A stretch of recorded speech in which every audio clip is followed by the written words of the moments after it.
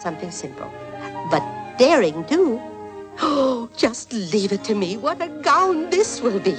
Welcome to MsMojo, and today we're ranking the Disney princess outfits from most to least historically accurate. We are counting on you to uphold the family honor. Don't worry, Father. I won't let you down. For this list, we'll be ranking the Disney princesses on the historical accuracy of their outfits, based on their movie's assumed time period and aesthetic. Which period fashions would you most like to see on a Disney princess? Share your favorite historical styles in the comments. Anna, Frozen. Because animation has become more advanced, costume design in animated movies is now a necessity.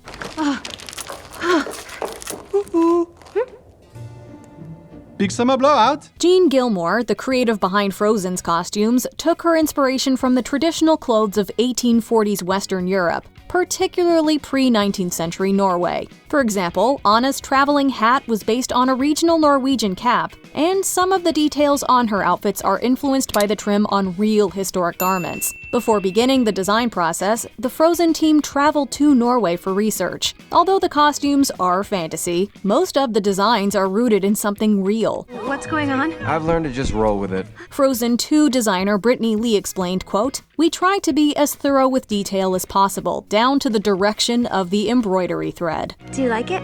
Like it? I love it! I could kiss you! Mulan. Out of all the princess movies, Mulan is one of the few to be set in a specific real-world location, not a fantasy land. That little baby is all grown up and safe in China. You have a tissue. If we're assuming the Disney film takes place in the same period as the ballad that inspired it, our heroine is based in northern China, around the years of 420 to 589 AD. The design of her everyday clothes are pretty accurate to the period, right down to the undergarment she's wearing in her very first scene. Her matchmaker outfit isn't far off either. An apple for serenity, a pendant for balance. Beads of jade for beauty. A girl from a farming family probably wouldn't have been able to afford jade beads, but she would have dressed to impress. Mulan's layered outfit is a Chinese ruching, with trailing sleeves worn with a silk shawl. Fulfill your duties calmly and respectfully. Reflect before you snack. Act. This shall bring you honor and glory. Moana is set on a fictional Polynesian island, influenced by a mix of cultures, but most noticeably inspired by Samoa. I'll lead the way. I'll have my people to guide me. We'll build our future together. Here we are. Moana's ceremonial dress is a close match to Samoan Tauluga dancewear, and was designed by visual development artist Neisa Bove. But what about her main outfit? The Pacific Trust provided Bove with fabric samples of tapa and pandanus to help with historical accuracy. These natural fabrics would have been present in ancient Polynesia, so most of the movie's costumes were designed with these materials in mind. What if we fish beyond the reef? No one goes beyond the reef. Moana wears a tea leaf kilt overlaid with a skirt made of tapa. A real Polynesian woman of the time would probably have gone topless, but understandably the designers opted for a burnt orange bandeau top instead. She's doing great. This suits you. Merida, brave. Merida is a medieval Celtic princess, albeit a fictional one, living in a fantasy Scotland pitched somewhere between the 9th and 12th centuries. I'm the example. I've got duties, responsibilities, expectations.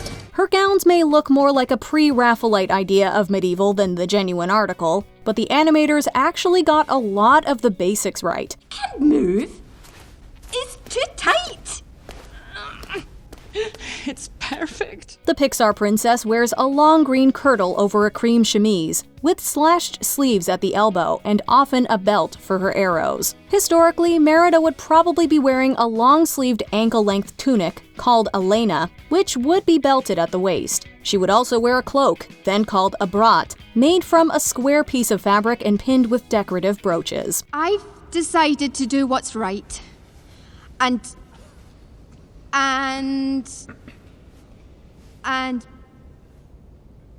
break tradition. Raya and the Last Dragon. Why am I wearing this? Well, we don't want to attract attention. Oh, you definitely chose the right hat for that. Raya is Disney's first Southeast Asian princess and the 13th to join the official lineup. Her movie is set in the land of Kumandra, a fictional world based on a blend of Southeast Asian cultures. Raya's outfits are therefore not historically accurate to any particular place or period. However, the visual artists borrowed aspects of her costume from different Asian regions and worked with the Southeast Asia Story Trust to help ensure accurate representation. Raya, there's a reason why each land is named after a part of the dragon. We were once unified, harmoniously as one. Raya's main outfit was designed with ease of movement in mind, and is based on a traditional Cambodian garment called a sampot. Her conical hat is inspired by the salakot, which is headwear from the Philippines, and her childhood hairstyle is influenced by Inuit styles. Looks like someone's trying to be clever. Snow White and the Seven Dwarfs. Tell us a story. Yes, tell us a story. A true story. A love story. Disney's first full-length animated feature is based on the Brothers Grimm tale, which in turn may have been inspired by a real Bavarian countess. If we assume that the film is set in the same time and place as the fairy tale, this puts us in 16th century Germany. Hello? May I come in? Snow White's gown has puffed, slashed sleeves with a red fabric underlay. She also has a standing collar and a skirt in a contrasting color. This look, although simplified, does feature elements worn by the nobility who would have lived in the Saxony region during this period. However, the princess's bare arms and lack of a hoop skirt are definitely more 1930s than 1500s, as are her hairstyle and those eyebrows. Why, I believe you're lost. Oh, please don't cry. Ariel, the Little Mermaid. You look great, kid. You look sensational.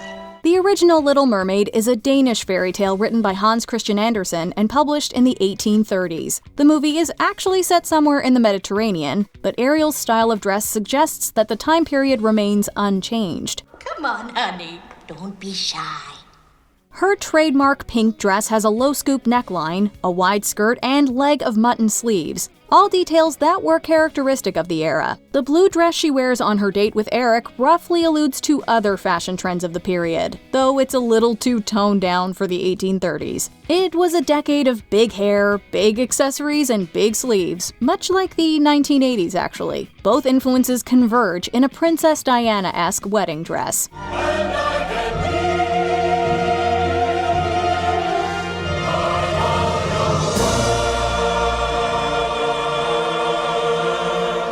Tiana, the Princess and the Frog.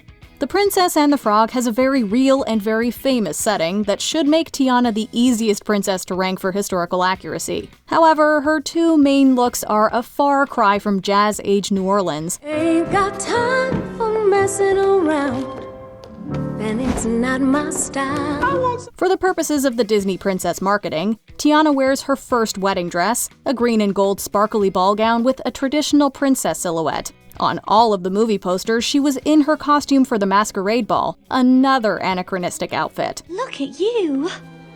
Ooh, aren't you just as pretty as a magnolia in May? On the other hand, Tiana's everyday clothes are fairly period accurate. Her hair should be shorter and her waistline should be lower, but her cloche hat and coat, her restaurant opening look, and even her second wedding dress all check out, kind of.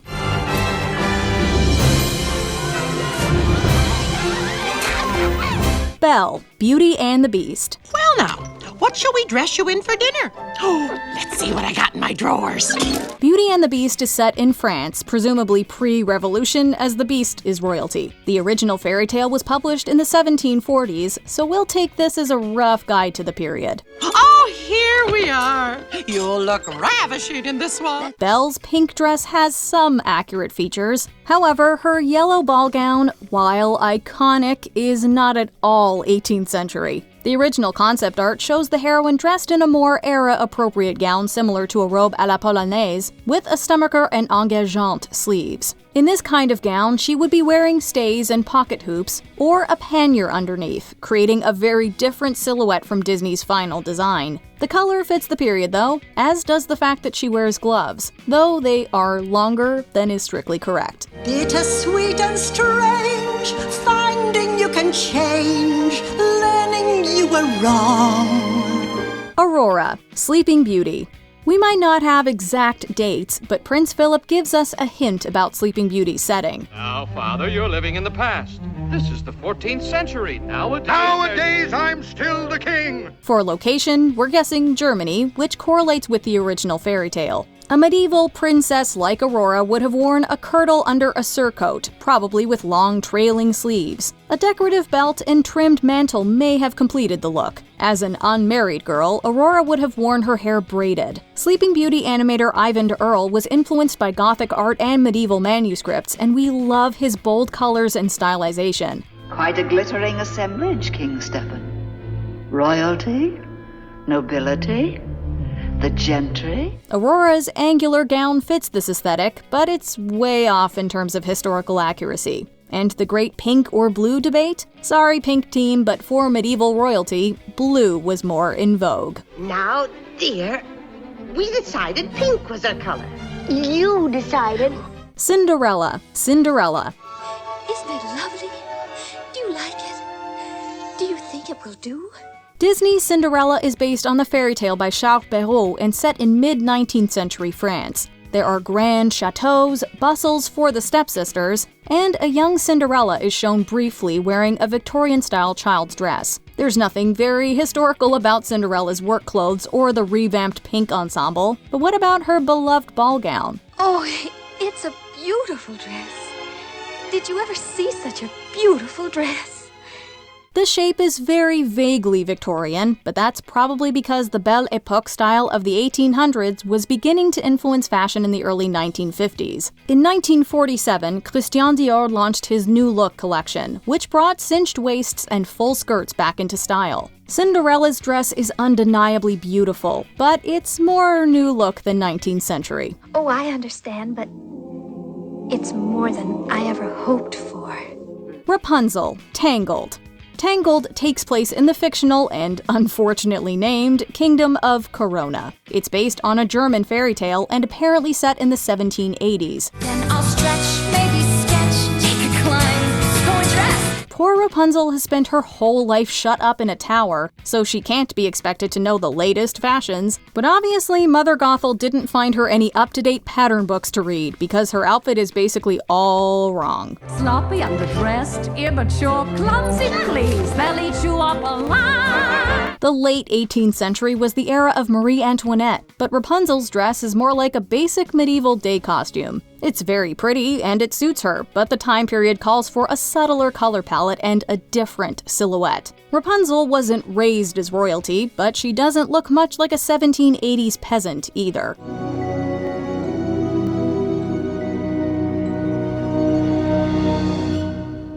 Elsa, Frozen. You look beautiful. Thank you. You look beautifuler. I mean, not fuller. You don't look fuller, but more beautiful. Like Anna, some of Queen Elsa's outfits are pretty accurate to the time and place that inspired the movie. But forget about all that. We want to talk about her Let It Go look. Historical accuracy went right out the window here, and we're kinda here for it. Whoa, Elsa, you look different. It's a good different. Her Snow Queen ensemble is a magical dress that symbolizes Elsa's choice to rebel and free herself from rules and responsibilities. If we're being picky though, would an 1840s girl really dream herself up a sparkly figure-hugging gown with sheer sleeves and a thigh slit? Like Snow White in the 30s, Cinderella in the 50s, and Ariel in the 80s, 2013's Elsa is definitely a product of her time. The cold never bothered me anyway. Jasmine, Aladdin.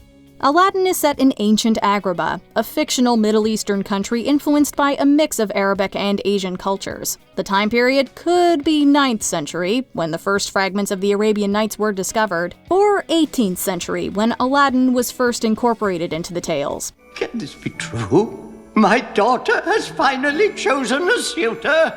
Princess Jasmine, however, seems to be channeling the 1990s in her brightly colored baggy pants and crop top. Jasmine is one of the most overtly sexualized of the Disney heroines, which isn't great since she's meant to be 15. It's also historically inaccurate. I knew it. Why did you lie to me? Jasmine, I'm sorry. Did you think I was stupid? No. That I wouldn't figure it out? As a woman of high rank in ancient Persia, she would be much more covered up. Jasmine's trousers are fairly authentic, but she'd have other layers on top, such as a dress and a veil. You're a princess. Then maybe I don't want to be a princess anymore. Before we continue, be sure to subscribe to our channel and ring the bell to get notified about our latest videos. You have the option to be notified for occasional videos or all of them. If you're on your phone, make sure you go into your settings and switch on notifications. Pocahontas. Pocahontas. How can there be so much that you don't know?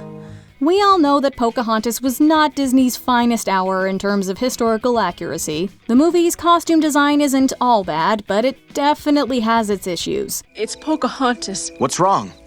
Is she all right? I think she's in trouble. Like Jasmine, the main problem with Pocahontas' look is that she's over-sexualized, with a neckline that draws attention to her cleavage and a short, tight-fitting dress. Some indigenous American women did wear off-the-shoulder deer-hide dresses, but they would have been long and loose-fitting. In hot weather, they would be more likely to wear a simple deer-hide apron. Pocahontas should also have more tattoos and jewelry to indicate her high status as a chief's daughter. Her mother's turquoise necklace is anachronistic, as turquoise wouldn't have been available in the region. There's nothing like that around here. Do you agree with our picks? Check out this other recent clip from MsMojo. And be sure to subscribe and ring the bell to be notified about our latest videos.